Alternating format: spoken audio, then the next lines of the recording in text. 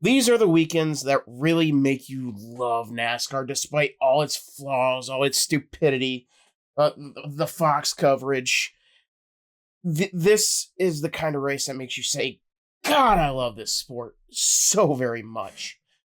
Josh Berry gets his first career win. He gets it with the Wood brothers. It's a tremendous, tremendous weekend for NASCAR and for the Cup Series to have this kind of finish. A very hard fought finish. You had the top three. The top three was Berry, Suarez, and Priest. Three guys who worked their hind ends off to get to this point. Berry, brought up through Junior Motorsports, spending years in the late models for Junior, and then finally, Junior, Dale Earnhardt Jr. took a chance on him. He put Berry in the car and then got the sponsorship later because Junior believed in this kid. Well, he's older than me, but believed in this guy.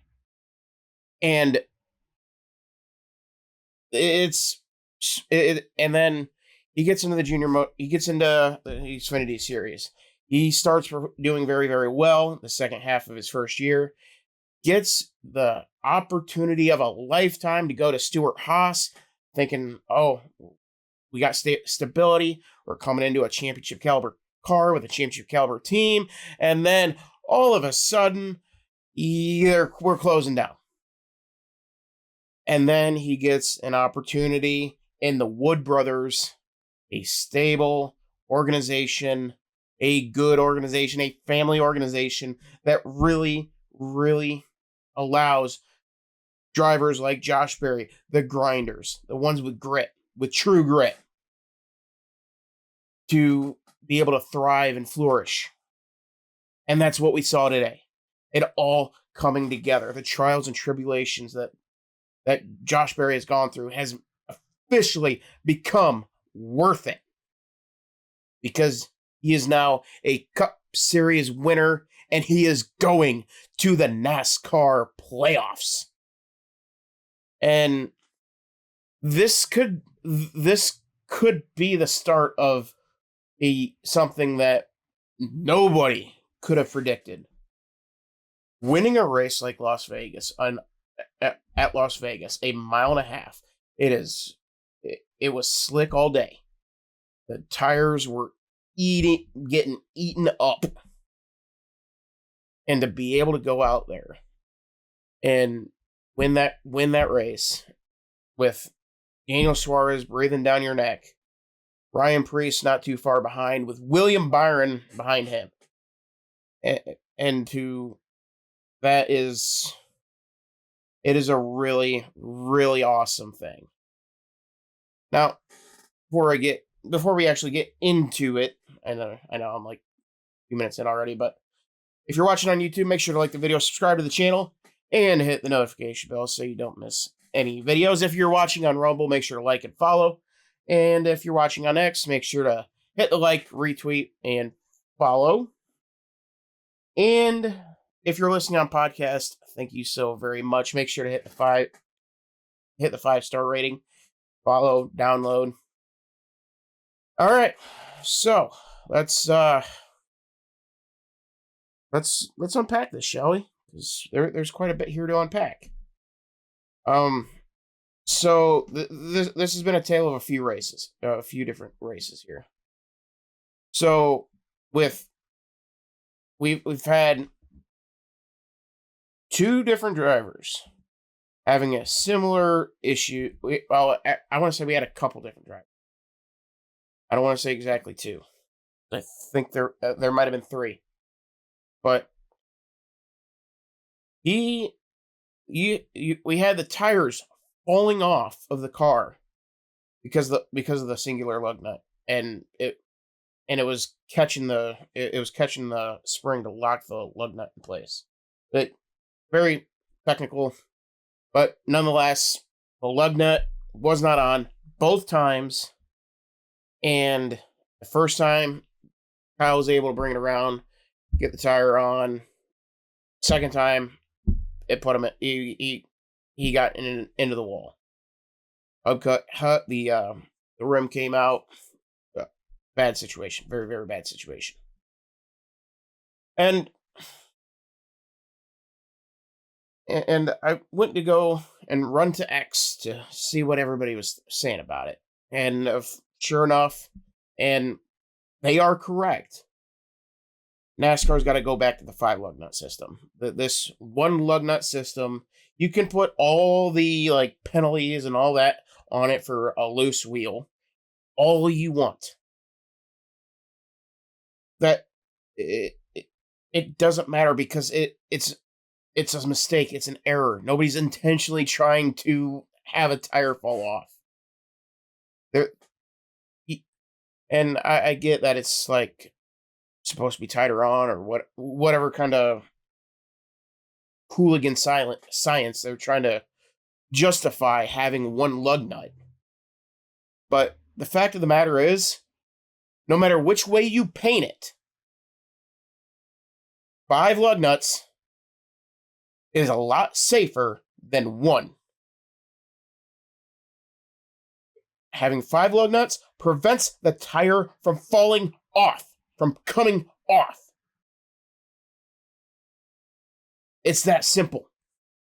You cannot, under any circumstances, afford the potential for a tire to fall off, hit the wall, go back into the field, have a car hit it, shoot it up in the air or the fence, and hit people.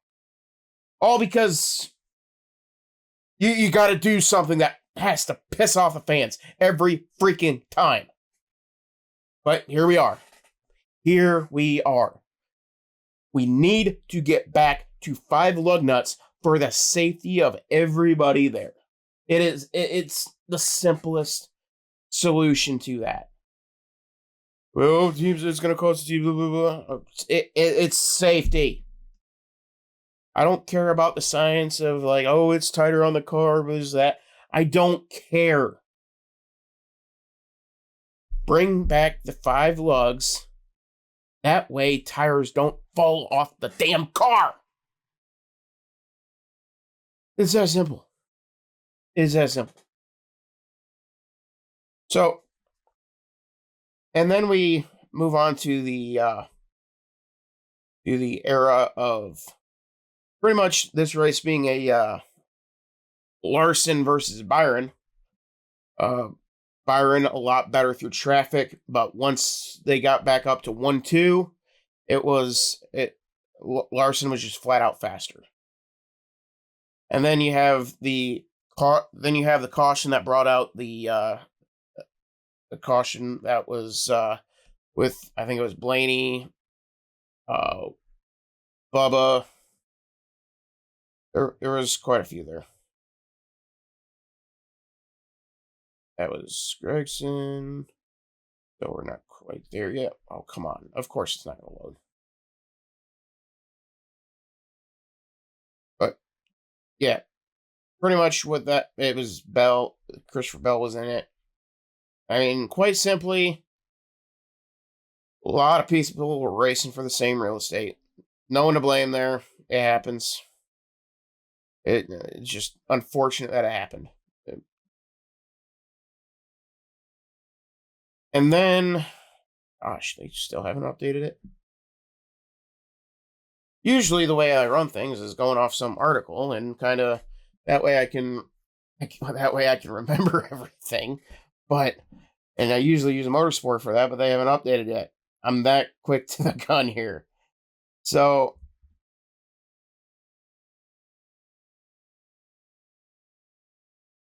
but, oh well. So, the final restart after Gregson's, I think it was Gregson's tire blew, had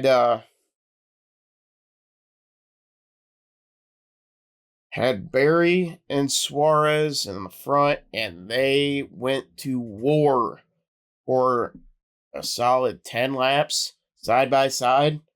Finally, Barry broke through, got around him, and then took off, took the checkered, And hallelujah, the Wood brothers are back in victory lane for the first time since Daytona in August with Harrison Burton.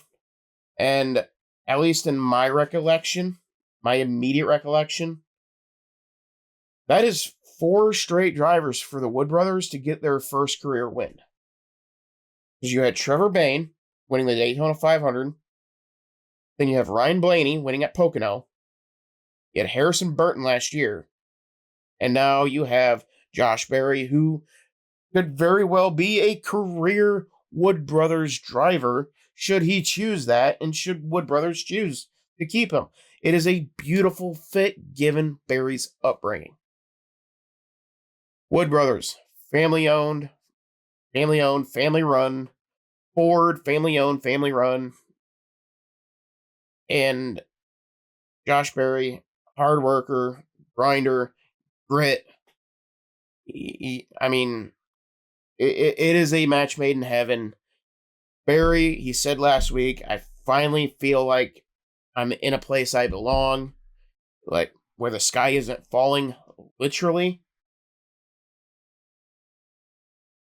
And it's really cool to see, because I've followed Barry since he came up, since a little bit before he came up to the Cup, when Junior started to really bang the drums to get support for him, try to get him sponsorship in the Xfinity, before Junior just said, screw it. We're going to put him in the car. We're going to worry about sponsors later. And that was the first and only time that Junior has ever done that for a driver.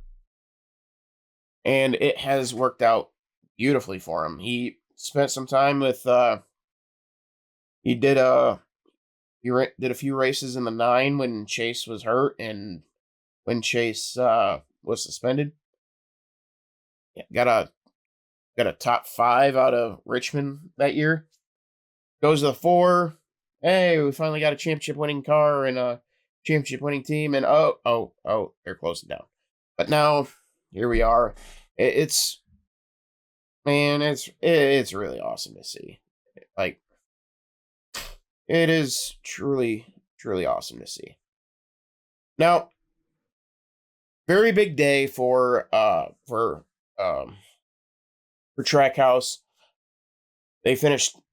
Suarez finished 2nd and 5th, with Suarez and Chastain respectively. Both of them had really fast cars. They were on a good strategy, and both those guys might be able to get clicking at the same time. So we could see for the I'm not going to say that, because I think Suarez won a few years ago when Chastain was having his run. But nonetheless, looks like Trackhouse is back in business. And then you have Ryan Preece, as I mentioned earlier, RFK Racing. They are doing a tremendous job. Keselowski is really getting the ship righted there. Being an ownership, he is a tremendous owner. We saw it when he was when he had a couple trucks in the truck series. He's a good owner. He's learned from Junior. He knows what he's doing. And I mean, it's really cool to see RFK Racing, which is Roush Fenway Keselowski. See them start being competitive each and every week, especially with someone like Ryan Preece. I mean, the stable of drivers that they have, I mean, with all 3 of them, it fits so perfectly. Keselowski, grinder, businessman, tremendous driver. Ryan Preece, grinder, earned every inch. Busher, same thing, grinder, earned every inch. And it's really nice to see that. And then my guy, my dude, my homie, William Byron, coming home 4th. Had a car fast enough to win, but he and Chastain, they used each other up, and it took everything Byron had to get around Chastain, and Priest was actually able to pounce on Byron and Chastain fighting, and was able to get a 2-for-1 deal. So good day for Byron. Just keep staying consistent. Wins will be coming. I'm not concerned about it. And then you got the first of the Penske guys, and Austin Cindric. He came home 6th. I mean, it's Judgment Day for Cindric. He's got to keep having these kind of finishes throughout the year, to justify having him in that number 2 car, in the famed number 2 car. It may not be Miller Lite Blue anymore, but it's still the Deuce. Bowman, he was around. He was strong at the finish. He was coming. Nice solid day from him. The Dinger, Paulig, getting a top 10. Cool to see. And then Larson, top 10. Nothing to be ashamed about. But when you have a car as good as that, it hurts. And then Elliott rounding out the top 10. Chase has been quiet this year. Like, it's... Then Keselowski, same as Priest. Really cool to see him up there. His time's definitely going to be coming again. Christopher Bell finally did not win a race for the first time in 3 weeks. So there's that. Busher, Haley, Logano having all sorts of issues, but came home with a top 15. Par for the course. He got points in... Oh, okay. He got points in stage 1, and then had a not very great finish. Let's see. Then another one that I wanted to point out, because it's beginning to become an alarming trend. Ty Gibbs finished 22nd. Non-factor. Nowhere to be found. That's a problem. You're at that mark where you got to start. You got to start getting that win, getting that first win. For Chase, Byron, the other boy wonders that have made it to the Cup Series, they got their first wins at around the 100 mark, and well, Ty Gibbs is there. He's there. He's at about the 100 mark, and he's had a few flashes where you can say, "Oh, he can win," but for the most part, quiet. And this season, unusually slow. And it is these kind of situations where this is why you don't hire family. Fun being a family-run business until that business starts going under, and then you got to make hard decisions. And what we thought was going to be a next boy wonder with how he performed in the Xfinity, he's flaming out quick, and he is not liked.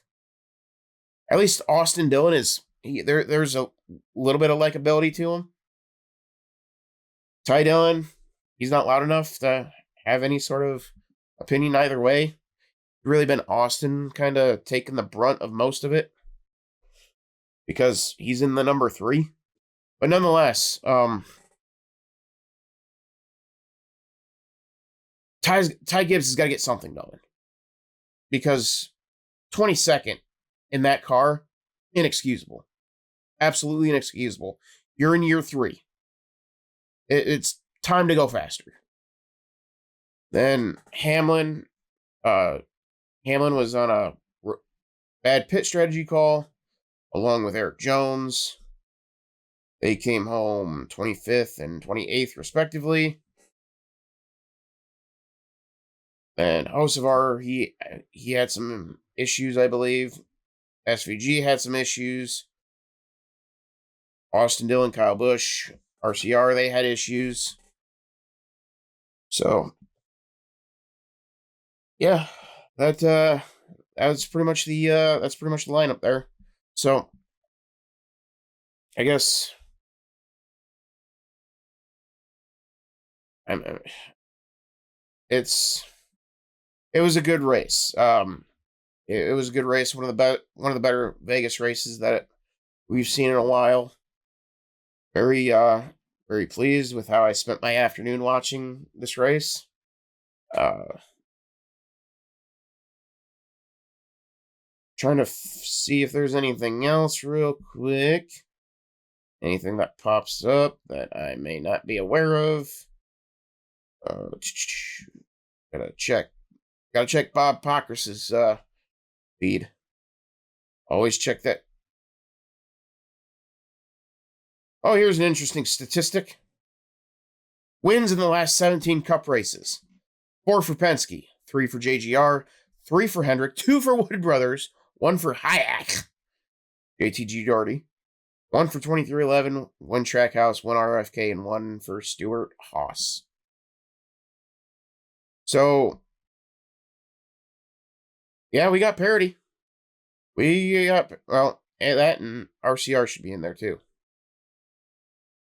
So Austin Dillon's win at Richmond, which, yeah, I know I'm getting a lot of slack for what I said about Bell's win at Phoenix, and guess what? I don't care. It's not whether, you know what? I'm going to address this.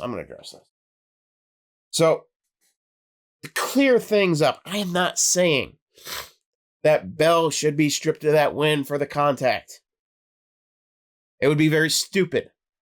Just like it was stupid when they did it at Richmond with Austin Dillon. My question is, why? What is the difference? Bell is doing what he can for the win. So is Austin Dillon. So where is that line? Where's that line? That is my question. Because it may not have been as flashy. It may not have been as intentional looking, I guess. I don't know how to put it. But the fact of the matter is, with what Austin Dillon did at Richmond last year, NASCAR was built off that. As we all have seen 100 million times, the 1979 Daytona 500. Allison and Yarbrough get together, bam, in turn 4 of the Daytona 500 on the last lap, and all of a sudden you hear, and there's a fight, and you just see those two go at it. So, my question, again, and I'm not saying that it's the right call to strip Christopher Bell from that win. But what I am saying is that where is the line? Why is it that Austin Dillon gets stripped of being in the playoffs and gets stripped of those playoff points, whereas Christopher Bell did not? Where's the line in that? That is my question with that. So I just want to get that cleared up because, quite frankly, there's people getting annoying and not paying attention. But whatever. It's the fact of life. So,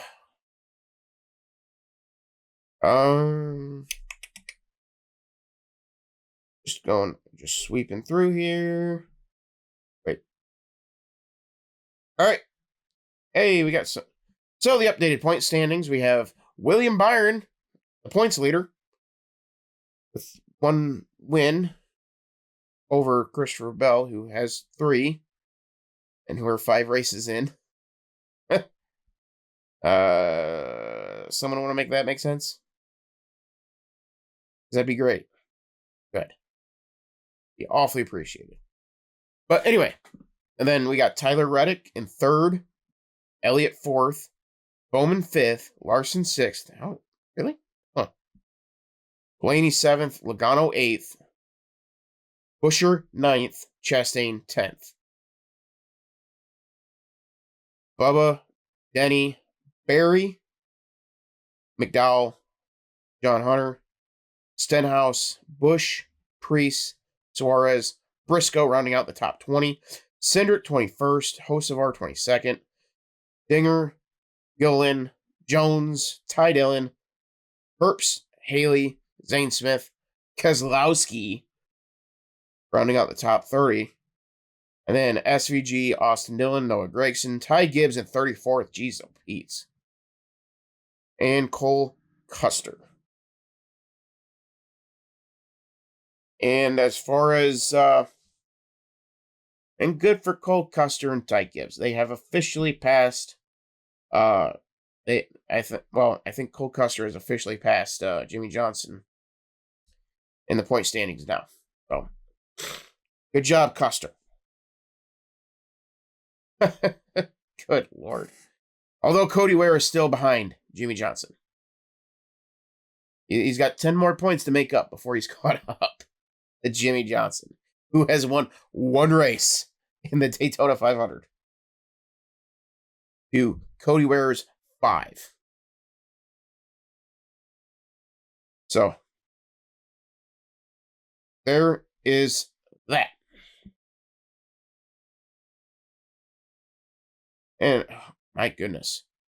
For Ty Gibbs to be 34th in points in a JGR car, it's inexcusable. Absolutely inexcusable. Then, owner's points, nobody cares. Cup race results, yeah, already went over those. So, all right, I think we got everything covered.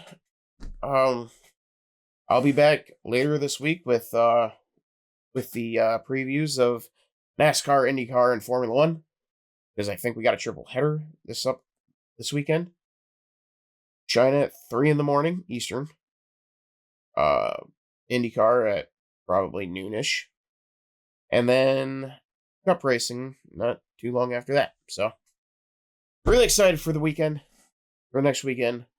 I have full faith that it is going to be very, very fun. And, yeah.